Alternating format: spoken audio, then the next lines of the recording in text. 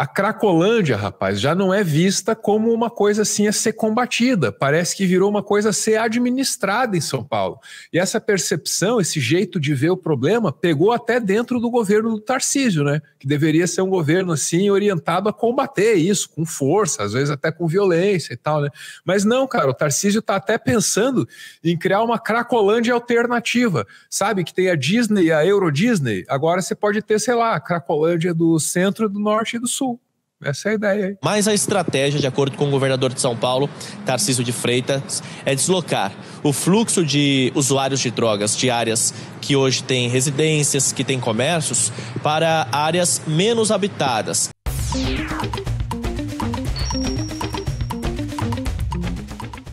Bom, estou aqui com o Léo Péricles, da Unidade Popular. Ele vai comentar esse caso. Eu vou trazer informação via Globo News para você perceber o fato inevitável de que as drogas são grandes vencedoras, né? Porque entra ano, sai ano, elas estão ganhando a guerra contra as drogas, e essa vitória aqui de hoje é avassaladora. Meu Deus do céu. Olha lá, ó. Drogas, um exemplo de vida. Credo, que frase horrível. Vamos ver. Até agora não teve prefeito, não teve governador de São Paulo. Peguei pesado na ironia, gente, perdão, mas é sério o assunto, vejam lá. Paulo que achou uma resposta para isso, e o atual governador foi claro em dizer que também não tem solução. Ele inclusive disse que vai ser uma tentativa e erro, né? Um projeto que ele vai tocar por tentativa e erro, que ele não sabe se vai dar certo, que não tem a solução e que não tem um cronograma, ou seja, ele não sabe dizer quando que as pessoas devem sair de lá ou se não vão sair de lá, não tem nada disso definido. Mas a estratégia, de acordo com o governador de São Paulo, Tarcísio de Freitas, é deslocar o fluxo de usuários de drogas de áreas que hoje têm residências, que têm comércios, para áreas menos habitadas. Opa, entendeu aí? Então, assim, a cidade tem dois problemas aí, você vai juntando uma coisa com a outra, né? Tem que gentrificar ali, quer dizer, temos que fazer subir o preço do terreno nesse lugar da cidade. Vamos dar um jeito de empurrar aí esses indesejáveis para outro canto e tal. Então, ele quer administrar a miséria, né?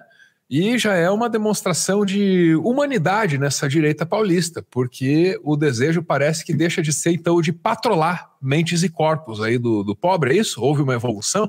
Depois o Leonardo me conta aqui. Eu estou dando risada, mas é uma tragédia seríssima que está se desenrolando aqui, ó. Tem menos comércios, então sairia de onde o fluxo está hoje, que é na Rua dos Gusmões, e aí a gente tem um mapinha mostrando o trajeto que esse fluxo vai fazer de acordo com a ideia do governo de São Paulo. Então, saindo de hoje da região da Santa Ifigênia, percorrendo cerca de 1,5 km, chegando até a área ali da Rua Prates, né, que fica no bairro do Bom Retiro. Essa área é onde está localizado o Complexo Prates. Tem uma área que tem um centro de acolhida para dependentes químicos, também tem um centro ambulatorial para atender essas pessoas que vivem nessa situação degradante em São Paulo. Então o governo tem essa ideia de levar esse fluxo para uma área que eles têm ali à disposição se precisarem de tratamento muito próximo. Hoje, para eles conseguirem... A gente precisa ouvir com um pouco de desconfiança a informação oficial, né? A troca de lugar ocorre porque há estrutura para atender essas pessoas no novo local. Será que a estrutura é suficiente? Será que não existem outras razões econômicas por trás, como eu cogitava anteriormente? Abro aqui para o Léo, creio que já temos informações suficientes para a gente ouvir a análise do Leonardo. Tá contigo aí, um problema agora demonstrado como insolúvel. Até uns meses atrás, em campanha, disse que era só passar por cima de todo mundo. Parece que é um pouquinho mais complicado, Leonardo, um pouquinho, só um pouquinho. Álvaro, olha, primeiro para a gente começar a analisar o que é a extrema-direita no nosso país, né? Porque ela fica apontando soluções aparentemente simples, né? Então tem uma Cracolândia, aí o que faz? Reprime, repressão. Aí eles fizeram isso já, inclusive com Dória, né? Eles fizeram isso. Aí o que aconteceu? Só deslocou vários pontos do problema para vários pontos da cidade. Então, isso aconteceu, né, em São Paulo, foi noticiado em todos os grandes meios de comunicação. Agora, eles estão tentando deslocar as pessoas de um canto para o outro. Então, veja que o próprio governador admite que não tem a solução, né? O Tarcísio agora não tem a solução do problema.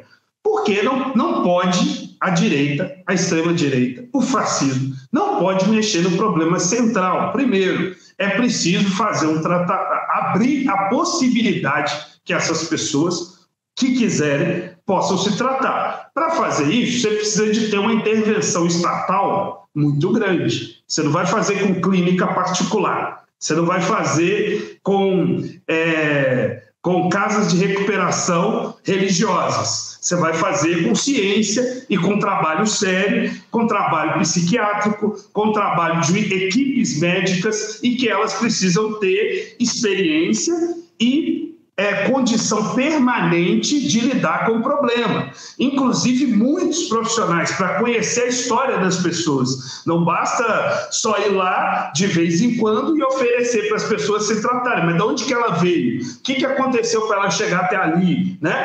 Enfim, e uma outra coisa que vai envolver o conjunto da população em situação de rua, e não só os usuários dependentes de crack ou outras drogas, mas o conjunto da população em situação de rua, que é ter uma política radical de moradia popular.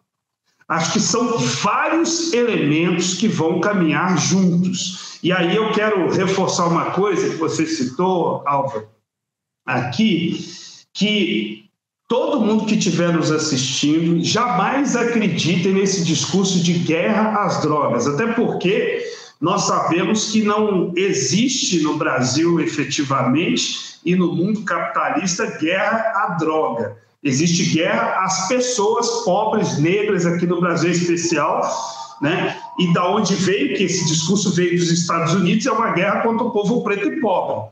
É lá e aqui. Efetivamente se dá assim. É um processo de genocídio, de encarceramento, de violências, de um processo de proibição que vale algumas drogas e outras não. Então é isso que a gente vive no Brasil, efetivamente, né? Algumas têm propaganda direta, têm recurso, têm condição, têm empresas por trás, grandes esquemas, conglomerados financeiros, e aí vão poder. E outras, não. Então, essa é a questão fundamental que está colocada. E, portanto, não existe guerra às drogas, existe guerra às pessoas, e no caso dessas pessoas citadas aí na matéria, elas sofrem esse processo, né, permanente de guerra contra elas, e todas as políticas que vão ser feitas no sentido de acolher essas pessoas, vem a acusação dos comunistas, da esquerda, do absurdo que é. Então, eu acho que precisa de intervenção estatal efetiva e acolhimento para as pessoas. Começa por aí. E políticas de redução de danos, de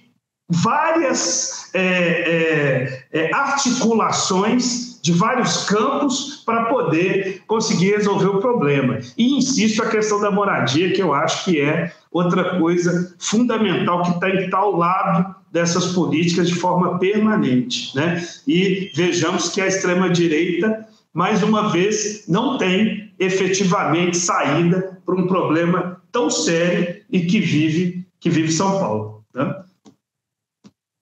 E o Brasil, né? Porque esse problema é de grandes cidades, não é só de São Paulo, né?